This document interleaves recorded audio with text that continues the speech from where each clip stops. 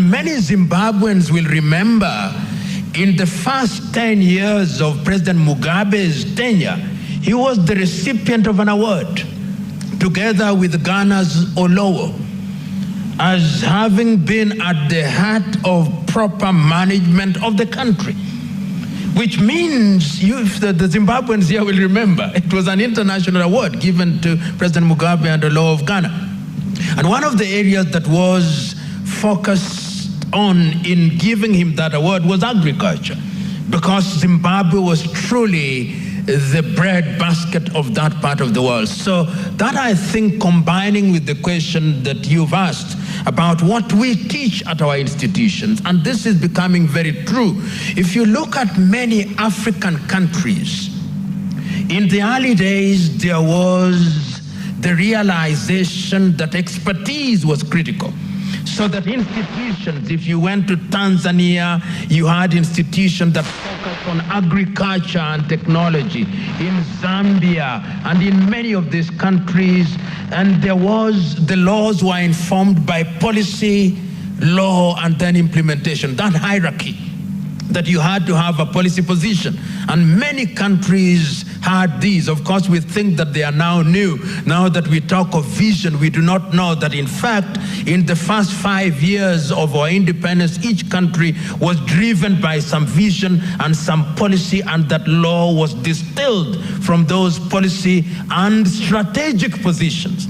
We've now become so tactical in our solution to things that we've forgotten that there is a strategic agenda. We have tactical positions, which, as you know, you who are experts here, you've got to have a strategic direction. You may change your tactics, but the strategy, the overarching strategy, remains undisturbed. And this is what calls into question the whole question of governance in Africa. And governance must be understood at different levels. You talk about the political governance, which informs governance in the sector, in the different sectors.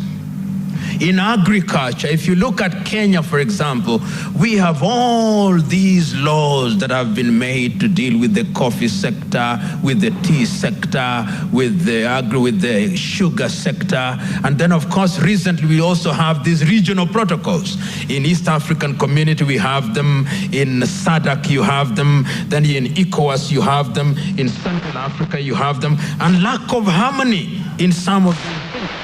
And part of it, of course, is not just this harmony in Africa, but through bilateral and multilateral treaties.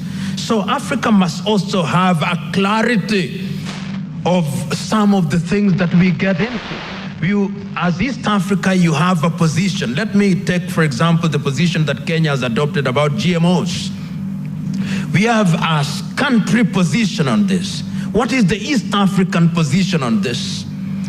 Is there a uniform understanding of it? And I think these are the things that we must talk about now that we have agreed that we are moving block by block East African community. I was talking to some East African parliamentarians, and I was telling them that, you see, if we want to move as East Africa on the critical issues that define Africa and define us, we must have one common position that defines how we engage with others, so that once East Africa has entered into this position, if it is in the area of agriculture, then we have one common position that we used to deal with the Chinese.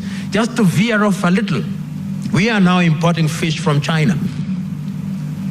What is the position? What is the East African position? Kenya is doing it. Is Uganda, does Uganda think it is right? Does Rwanda think it is right? Burundi, South Sudan? So lack of clarity. And I said, to the anger of my audience at one time, and I was rather uncharitable, that the problem with Africa is that those who have ideas have no power, and those with power have no ideas. And that in many ways still informs. So you have all these ideas on how we can green Africa. I listen to you and I can see you are bubbling with ideas, but you don't have the power. And the fellow with power has completely no ideas. And yet somehow, and this I think is your problem, when the electorate is given the choice between you with ideas and the one without ideas, the Africans' affinity for people without ideas is amazing. It's amazing. And just to give you an idea of how, and permit me to give the credit to your President Paul Kagame, that you can see that there are certain areas in sector, if you go to the livestock sector, for example, the intervention of the Rwandese government is sensitive to the realities of the Rwandese household. And they may have their problems, and problems will always be there, but there is a sense in which if you ask an average Rwandese whether the government has got it right, they'll say they have it right, which is a good thing.